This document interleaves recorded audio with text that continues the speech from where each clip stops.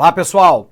Na nossa aula do dia de hoje, nós vamos discutir um assunto importante de atualidade, que são os impasses em torno do Brexit, ou seja, da saída do Reino Unido da União Europeia. Vamos lembrar, a União Europeia se constituiu através do Tratado de Maastricht, uma cidade na Holanda, se estabelecendo lá com aquilo que nós chamamos de megabloco econômico. Esse megabloco econômico, na verdade, é uma união econômico-monetária. Ela prevê lá a livre circulação de mercadorias e serviços, mas também de pessoas, através da zona Schengen.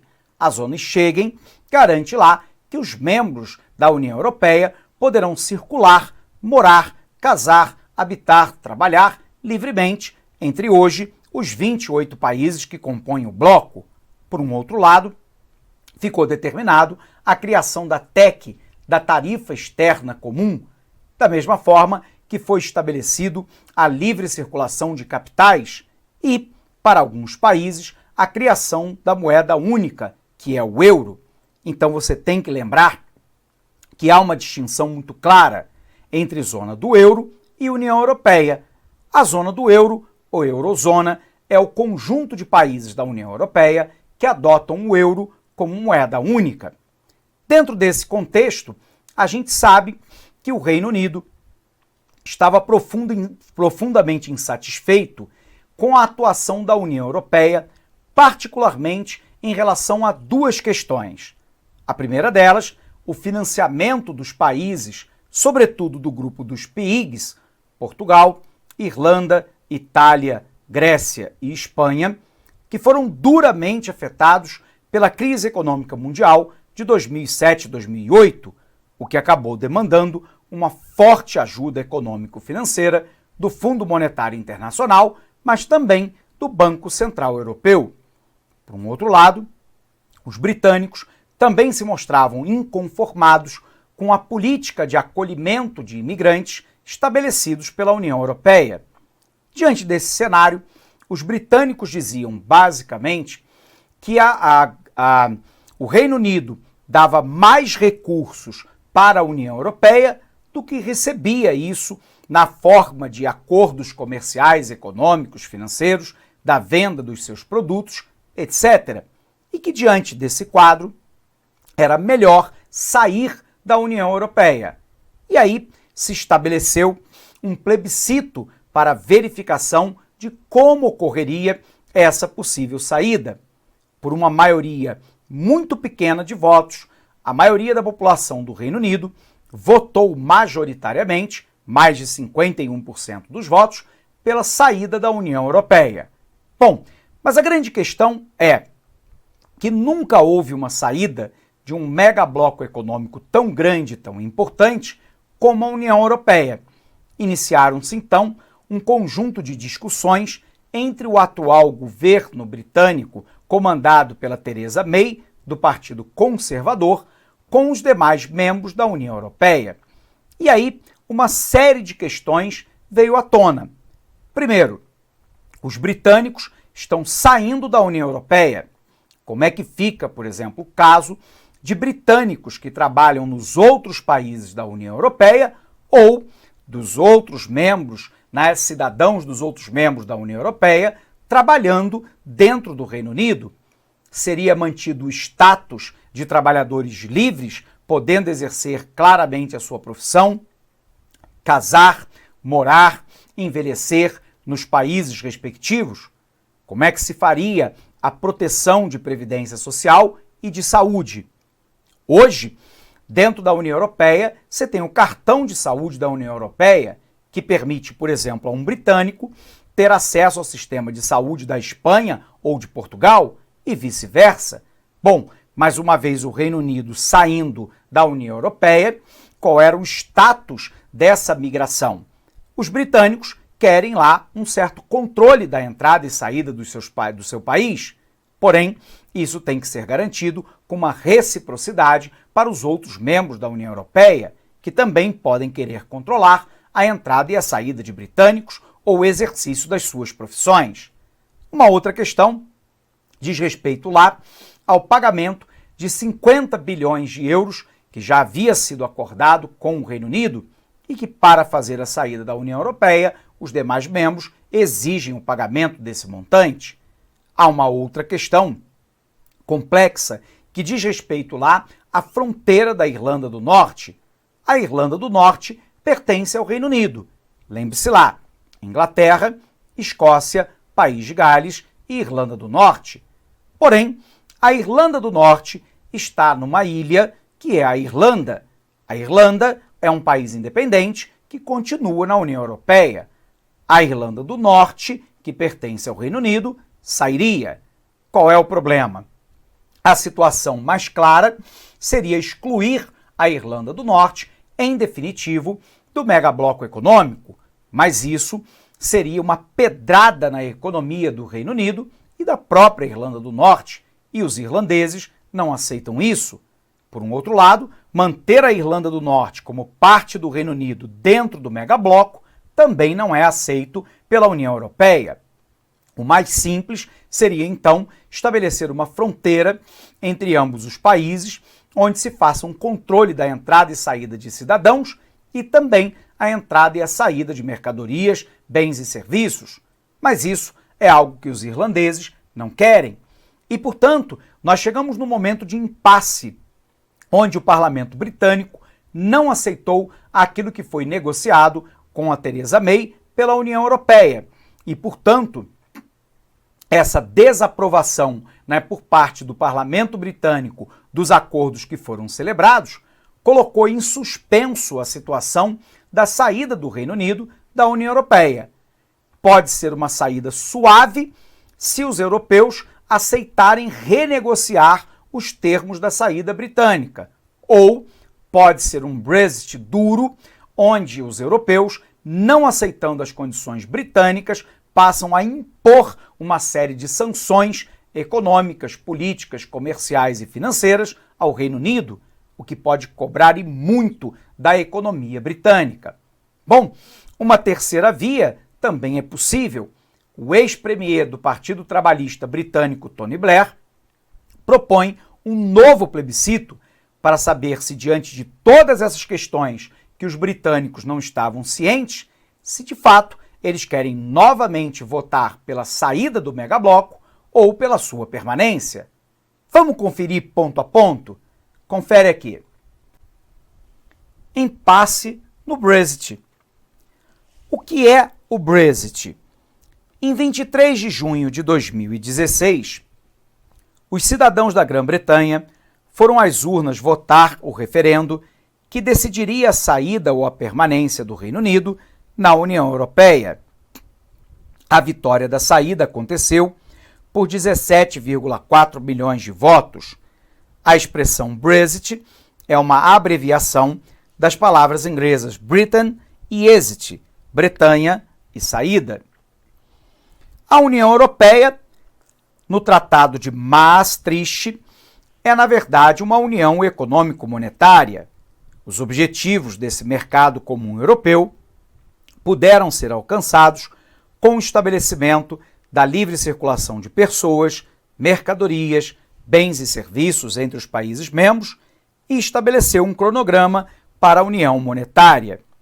Em 2002, o euro foi colocado em circulação. A zona do euro não inclui Inglaterra, Dinamarca e Suécia, que optaram por conservar as suas moedas. Observe aqui o mapa da integração.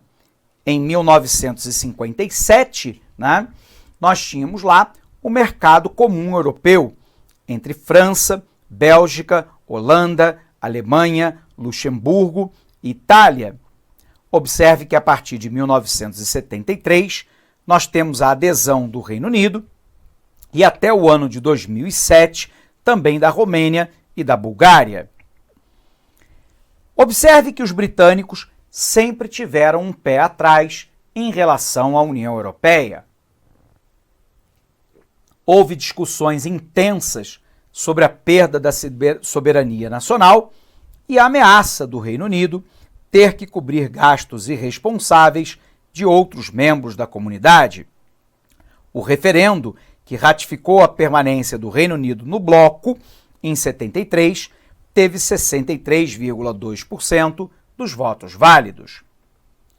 No entanto, os britânicos sempre foram reticentes com a estrutura supranacional da União Europeia e a possibilidade de interferência do governo europeu nas decisões do parlamento. Se recusou a integrar a zona do euro e se recusa a efetivar a livre circulação de pessoas. Observe lá o eurocentrismo. A imagem do bloco entre os cidadãos europeus piorou nos últimos anos. 23% dos europeus têm uma imagem negativa da União Europeia. O número cresceu 4% a partir de 2015. 31% dos britânicos veem a instituição de maneira negativa. 54% dos europeus acham que sua opinião não conta na União Europeia. 41% dos europeus são pessimistas quanto ao futuro do bloco. O número subiu 5% a partir de 2015. 62% dos britânicos concordam com essa percepção e 63% dos britânicos tendem a não confiar na União Europeia enquanto instituição. Sendo assim, quais são os argumentos pró-Brexit? A recusa em ceder voluntariamente à soberania e às liberdades defendidas arduamente em períodos de guerra, algo que os mais velhos lembram porque participaram. Aliás, foram os mais velhos que votaram majoritariamente no Brexit. Os mais jovens querem a integração. A política anti-imigração, as consequências da perda do controle das fronteiras de um território pequeno e cada dia mais densamente povoado por imigrantes europeus. Ter uma política econômica que não dependa das decisões da União Europeia. Exemplo, a Inglaterra, que era importadora de carne da Austrália, por exemplo, foi obrigada a renunciar e passar a importar do continente. O Reino Unido tem gastado dinheiro demais com os imigrantes e políticas impostas pelas regras e decisão da União Europeia. Por um outro lado, observe aqui as contribuições para a União Europeia. Só o Reino Unido contribuiu lá com 11,3 bilhões de euros. O Reino Unido e a União Europeia, a contribuição do Reino Unido com a União Europeia de 11,3 bilhões de euros, enquanto o gasto da União Europeia no Reino Unido é de apenas 6,9 bilhão. Quais são os argumentos contra o Brexit? Os defensores da Europa no Reino Unido afirmam que pertencer à União Europeia facilita o acesso aos mercados, atrai investimento e garante mais de 3 milhões de postos de trabalho. Sair do bloco traria prejuízos econômicos, como a exigência de novas tarifas, regulações e acordos comerciais. O FMI prevê que o PIB do Reino Unido fique entre 1,5% a 9,5% menor com a saída do bloco. A Escócia pode querer fazer parte ainda da União Europeia e se separar do Reino Unido. Diga-se de passagem, a Escócia já fez vários plebiscitos e, por uma maioria muito pequena, a maioria da população concordou em permanecer no Reino Unido. O que diz agora o acordo do Brexit? O documento vem sendo chamado de Brexit suave. Nele, os britânicos seguem o caminho de uma saída gradual, conservam algumas vantagens, mas continuam arcando com alguns compromissos.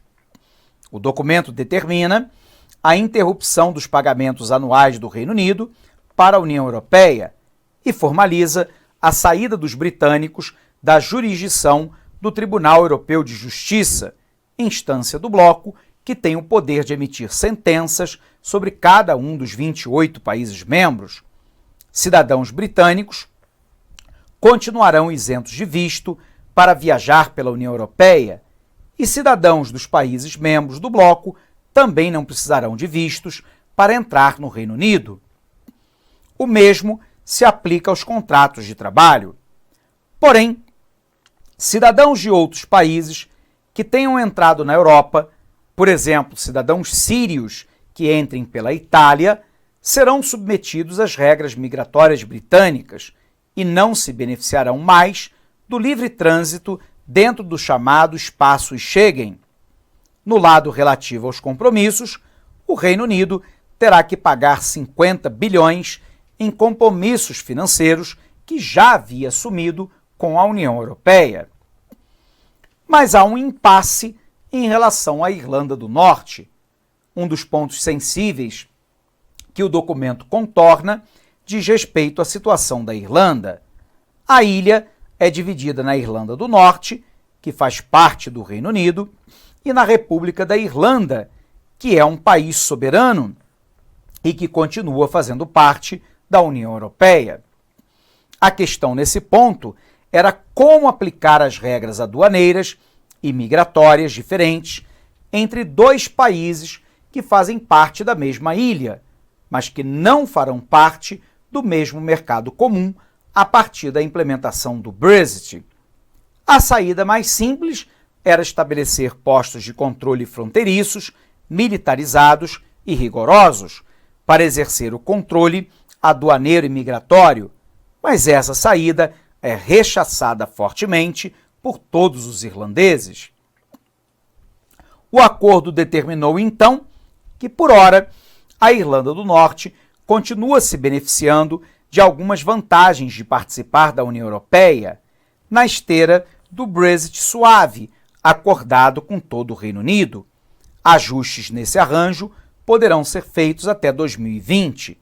Porém, com a recusa do Parlamento Britânico com os termos do acordo, o Reino Unido pode viver o que vem sendo chamado de um Brexit duro, que é um desligamento total, na qual caem as vantagens aduaneiras e a liberação de visto de viagem, por exemplo.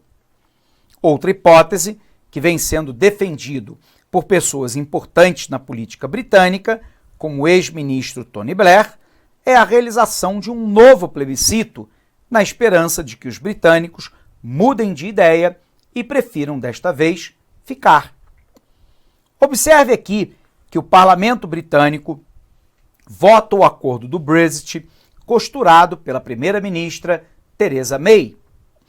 Se esse acordo for aprovado, o governo apresenta o projeto de lei e, aprovado, ele passa a vigorar em 29 de março desse nosso ano de 2019.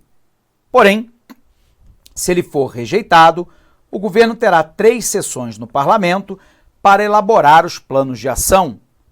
5 opções: sair da União Europeia sem acordo, que é o pior dos mundos para os britânicos, porque eles sofreriam sanções políticas, econômicas, financeiras e comerciais, tentar renegociar com a União Europeia, o que é difícil, porque a Alemanha se opõe firmemente a rever o tratado. Terceiro, convocar eleições gerais no Reino Unido para depor o governo Theresa May e criação de um novo parlamento. Fazer um novo plebiscito para saber se de fato a população quer sair ou não, ou fazer um voto de desconfiança da primeira-ministra Theresa May, depondo todo o gabinete da primeira-ministra e assim tentar formar um novo gabinete para destravar as negociações. Bom, pessoal, vamos ver então como é que essa questão caiu em prova. O ano lá é 2017, a banca é a CESP-UNB para o Instituto Rio Branco.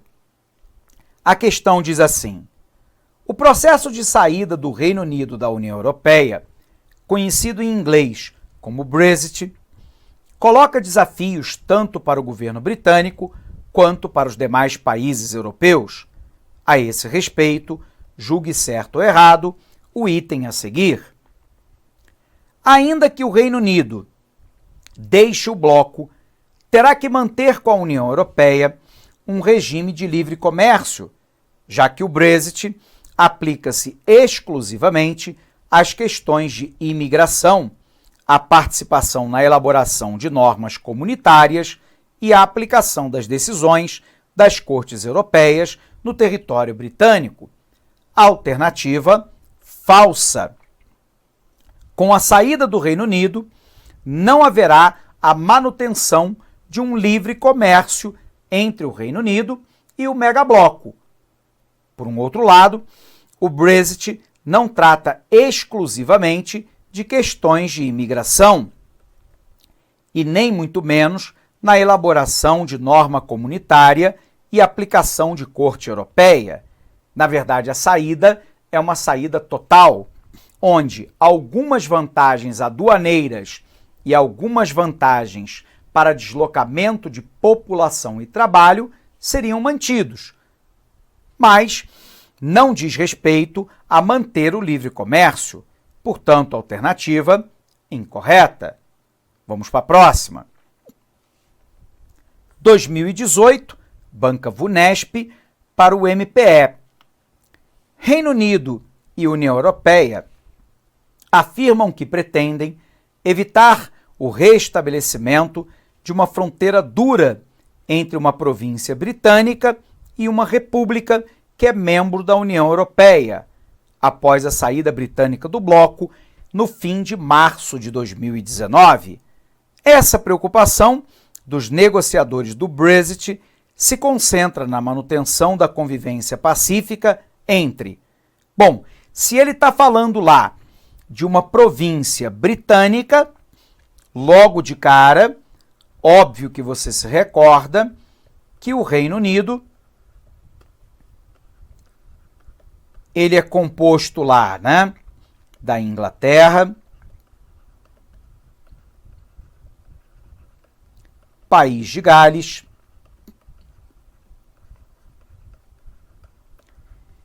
Escócia e Irlanda do Norte. Aí ele continua dizendo o seguinte: uma província britânica e uma república que é membro da União Europeia. Logo, ele está falando de uma república e de uma província britânica. Ele está falando da Irlanda do Norte e da Irlanda. Cuidado para você não confundir isso em prova. A Irlanda é um país independente que continuará membro da União Europeia. A Irlanda do Norte é membro do Reino Unido e, portanto, no Brexit sairá da União Europeia. O grande ponto hoje de discussão é como fica a livre circulação de mão de obra e de bens e serviços na fronteira entre a Irlanda e a Irlanda do Norte, que estão na mesma ilha. Os irlandeses, em hipótese alguma, querem lá o fechamento da fronteira, o controle aduaneiro e o controle de pessoas. Porém, para que o Reino Unido saia da União Europeia, obviamente que a Irlanda do Norte não pode manter o status de país associado à União Europeia, portanto, não pode manter as benesses dessa união econômico-monetária. Então, vejamos, essa preocupação dos negociadores do Brexit se concentra na manutenção da convivência pacífica entre o País de Gales e a Irlanda do Sul. Observe que não existe Irlanda do Sul, Existe a Irlanda e a Irlanda do Norte. E mesmo assim, se a gente considerasse a Irlanda do Sul a Irlanda, o conflito não é com o País de Gales. Alternativa falsa. Entre a Irlanda do Norte e a República da Irlanda, verdadeiro. Gabarito, portanto, a nossa letra B de bola. A Irlanda continuaria pertencendo à União Europeia, enquanto a Irlanda do Norte, que é uma província britânica, estaria fora da União Europeia. Vejamos por que não as demais.